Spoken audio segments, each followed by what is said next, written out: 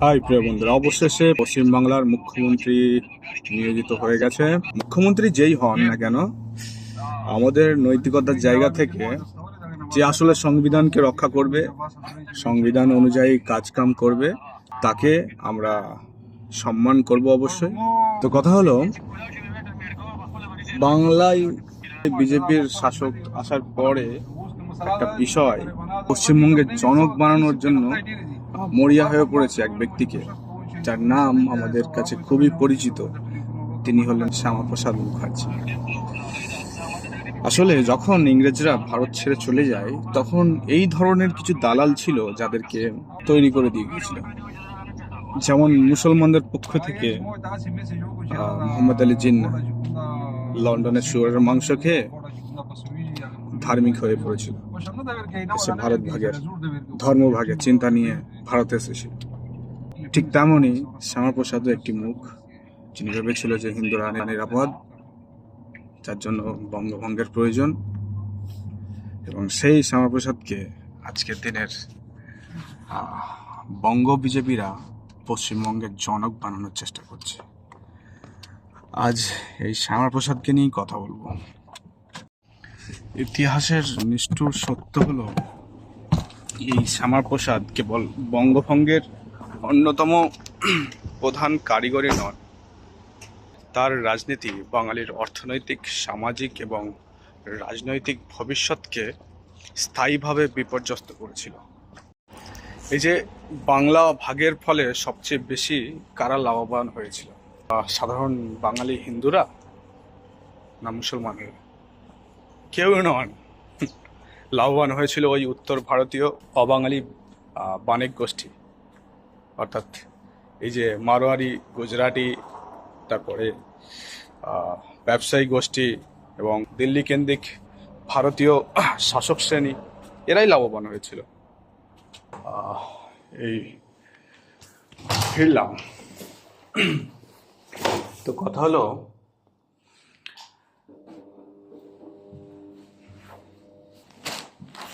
অখণ্ড বাংলা ছিল উপমহাদেশের অন্যতম শক্তিশালী অর্থনৈতিক অঞ্চল। পাট, বন্দর, নদীপথ, শিল্প, কৃষি ও শিক্ষিত মধ্যবিত্তদের মিলিত শক্তিতে গড়ে ওঠা এক সম্ভাবনাময় জাতীয় অর্থনীতি। বঙ্গভঙ্গ সেই স্বাভাবিক বিকাশকে ছিন্ন ভিন্ন করে দেয়। পূর্ববঙ্গ চলে যাওয়ার অর্থই ছিল কাঁচামালের বিশাল ভাণ্ডার হারানো, যার ফলে আমাদের পশ্চিমবাংলায় কারখানাগুলো ব্যাপক পরিমাণে বন্ধ হয়ে যায় কাঁচামালের অভাবে, এবং যতটা কাঁচামালের প্রয়োজন সেটা আমাদেরকে উত্তর ভারত থেকে নিয়ে আসতে হয়, যার আমাদের জন্য অনেক ব্যয়বহুল হয়ে পড়ে। এই পূর্ব বাংলা চলে যাওয়ার অর্থই ছিল কাঁচামালের বিকাশ ভাণ্ডার হারানো, নদী ও বাজার হারানো। নদীপথগুলোকে আমরা হারিয়েছি। কৃষিভিত্তিক অর্থনীতির সঙ্গে শিল্প অঞ্চলের স্বাভাবিক সম্পর্ক ভেঙে যাওয়া। পশ্চিমবঙ্গ পরিণত হয় উদ্বাস্তু, বেকারত্ব ও সংকুচিত বাজারের এক অস্থির ভূখণ্ডে। কলকাতা কেন্দ্রিক বাঙালি শিল্পপতি ও মধ্যবিত্ত যে সম্ভাব্য পুঁজিবাদী বিকাশ ঘটতে পারত, তা ধীরে ধীরে ধ্বংস হয়।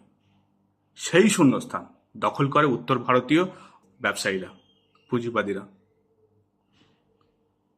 এই বাংলা ভাগের পর থেকেই অর্থনৈতিক ক্ষমতা ক্রমশ বাঙালির হাত থেকে বেরিয়ে দিল্লি ও অবাঙালি কর্পোরেট গোষ্ঠীর হাতে কেন্দ্রীভূত হতে থাকে।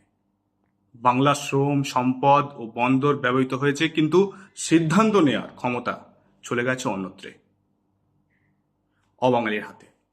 অর্থাৎ বঙ্গভঙ্গ ছিল ভৌগোলিক বিভাজন নয়, এটি ছিল বাঙালির অর্থনৈতিক সার্বভৌমত্বের ভাঙার প্রকল্প। আর সেই প্রকল্পের সবচেয়ে বড় মুখ ছিল এই শ্যামাপ্রসাদ। এখানেই শ্যামাপ্রসাদের ঐতিহাসিক ভূমিকা সবচেয়ে বিপজ্জনক। তিনি চাইলে অনেক কিছু করতে পারতেন। তিনি কি করেছেন? তিনি বাঙালির জাতীয় সত্তার পক্ষে দাঁড়াননি, দাঁড়িয়েছিলেন সাম্প্রদায়িক হিন্দু রাজনীতির পক্ষে, যেমনটা মোহাম্মদ আলী জিন্নাহ করেছিল। তার রাজনীতি বাঙালির ভাষাভিত্তিক ঐক্যকে ভেঙে হিন্দু মুসলমান বিভাজনকে চূড়ান্ত করে তোলে।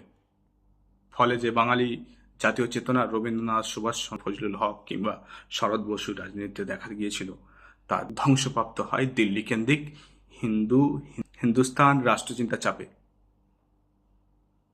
সবচেয়ে বড় ট্র্যাজেডি হলো বাঙালি আজও সেই বিভাজনের মূল্য দিচ্ছে। বেকারত্ব, শিল্পহীনতা, পুঁজি পলায়ন, সংস্কৃতির অনিরাপত্তা এবং রাজনৈতিক প্রান্তিকতা সবকিছুর শিখরে লুকিয়ে আছে সেই বঙ্গভঙ্গের ভিতরে, যাকে আজ বিজেপি গৌরবের ইতিহাস বানাতে চাইছে। ইতিহাস তাই স্পষ্ট বলছে, শ্যামাপ্রসাদ পশ্চিমবঙ্গের জনক নন। শ্যামাপ্রসাদ পশ্চিমবাংলার এমন এক সাম্প্রদায়িক রাজনীতির মুখ, যা বাঙালির যৌথ ভবিষ্যৎকে ভেঙে দিয়ে উত্তর ভারতীয় শাসক বণিক শ্রেণীর আধিপত্য কায়েমের পথ প্রশস্ত করে দিয়েছিল।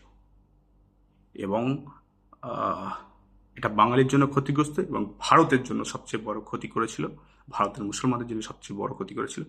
তিনি হলেন মোহাম্মদ আলী জিন্নাহ এবং আরও কয়েকটি এই মৌলবাদী চিন্তাধারার মানুষেরা, যাদেরকে এই ইংরেজরা লালন পালন করেছিল।